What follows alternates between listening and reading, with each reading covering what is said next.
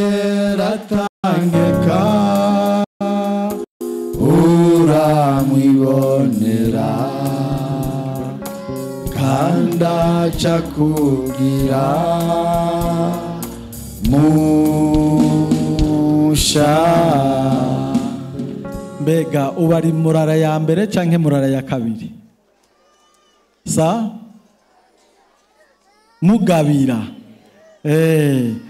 Uyu avuka ajya hakurya n'umukristo wo mu Mugabira. This pastor was born here, around here at Mugabira. It's not very far from here. None rero imbere yaho ajya gusenga Imana turamuhaye n'iminota 5 baramutse. So before he's going to pray, we give him 5 minutes to greet them.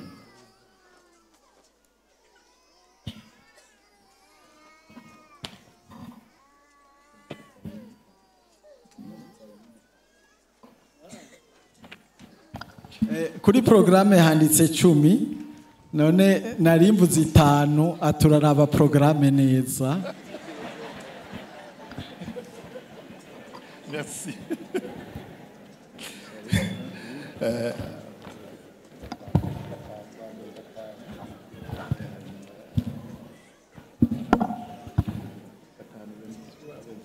Okay.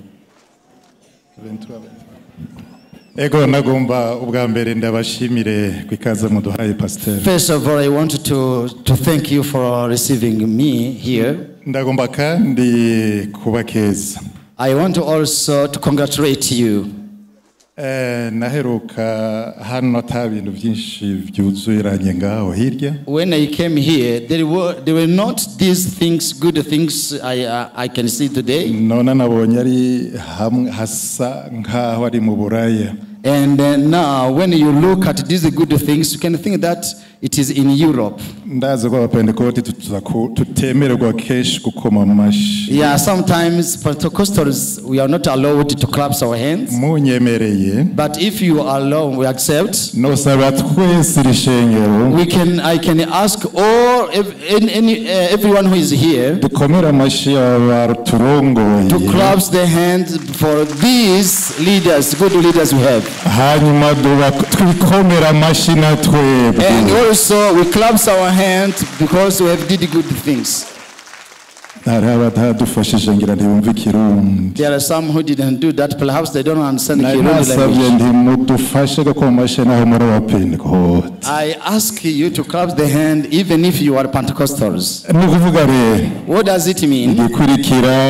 It means that the next thing I want to thank you for the invitation you gave me. Together with my wife. Her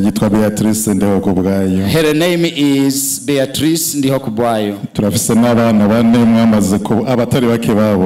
We have 4 children. Some have seen them.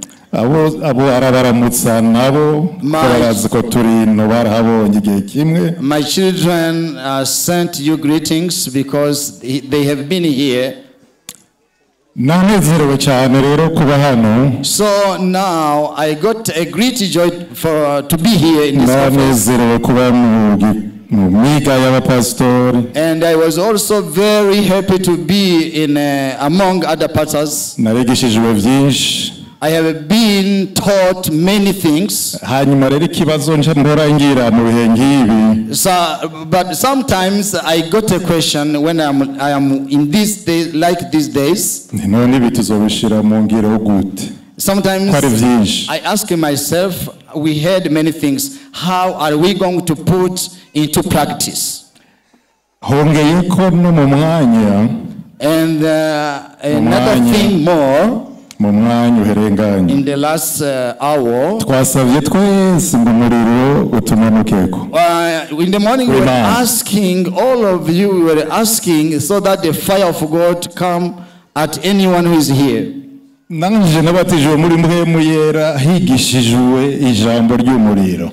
too, I was baptized in the Holy Spirit when the word about the Holy Spirit was being taught. And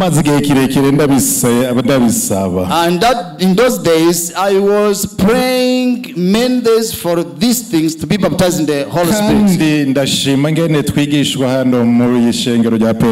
And I appreciate how we are being taught in this Pentecostal church.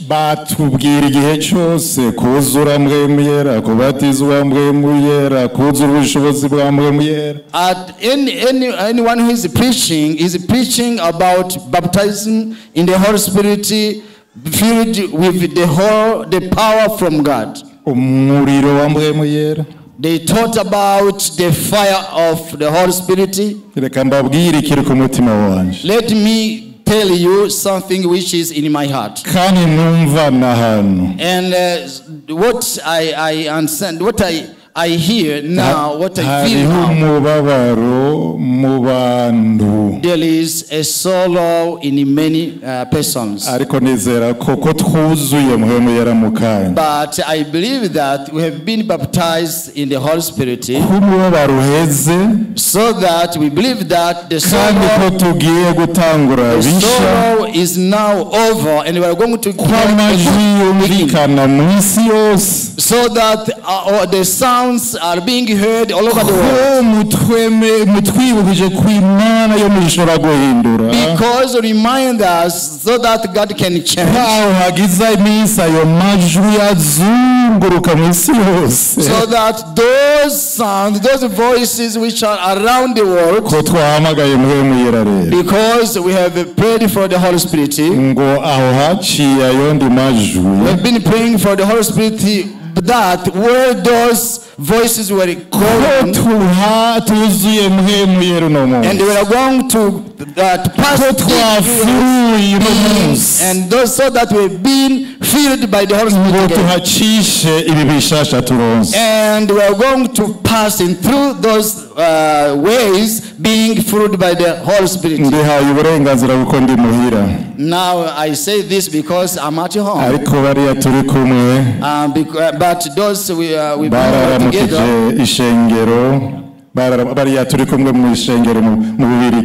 but those with whom we are together in Belgium, they sent many greetings to you.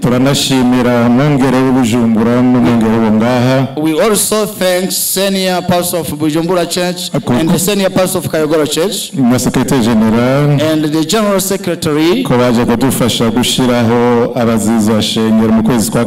for coming to Belgium to help us putting new leaders in our church in Belgium. It was a great joy, a great honor for us. And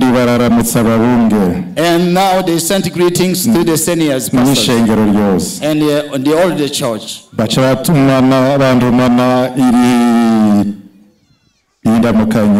And they gave me these greetings written in the first letter to Thessalonians, the first letter to Thessalonians chapter 5, verse 23 to 25.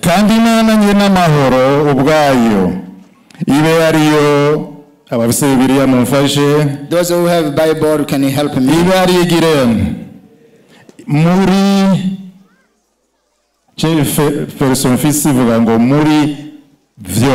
In all. Kandi Imana nyina amahoro bwayo ibe ariyo ibeza muri vyose. Impemu yanyu ivyo ngira vyabaye. Ubugingo ndavyizera ko vyabaye. I believe that this happened. The body yose hamwe bizigamwe ngo bizosangwa bitagira umugayo aho umwami wacu Yesu Kristo azozira. Iyibahamagara niyo kwizigirwa no kubikora izobikora. Bene data mudusengere. May the God who gives us peace make you holy in every way and keep your whole being, spirit, soul, and body free from every fault at the coming of our Lord Jesus Christ. He who calls you will do it because he is faithful. Pray also for us, brothers and sisters. May Jesus bless you. They asked me to pray for the time which is going to be followed. I want to pray for this thing because we have been filled with the Holy Spirit. So go and witness Jesus Christ. Because we know that we have been filled with the Holy Spirit. Anyone, I have to pray for it, and you also have to pray for it, to witness Jesus Christ wherever you are.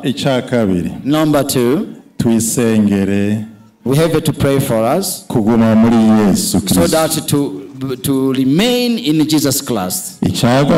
Number 3, to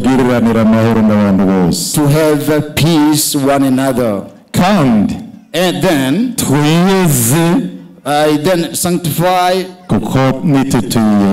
because if you don't sanctify, when Jesus will come, when Jesus will come and he find us, we are and we believe that Jesus will come. If he finds you, you are not your thoughts, how you think, how you speak. We heard that you will not go, be allowed to be in heaven.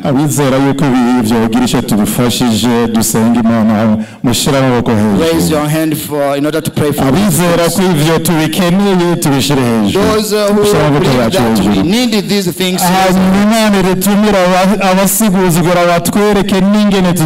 And now the preachers are going to show us, to guide how we're going to put to practice these things we are going to have.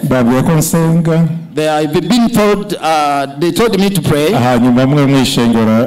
Me, I'm going to pray first, and another one, the church is going to pray after me. Pray, let's pray. Lord Jesus, I thank you because you never change. You are holy. And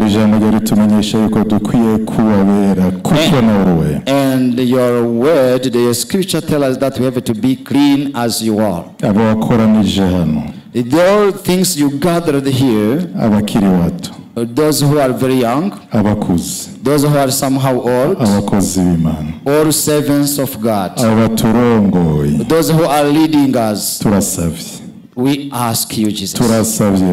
We ask you, Jesus Christ. We ask you, Jesus. In the name of Jesus. Yes, my Lord Jesus. Think about you.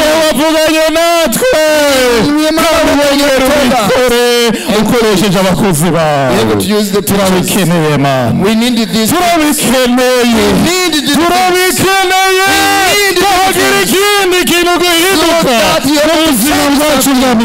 In our everyday life, we need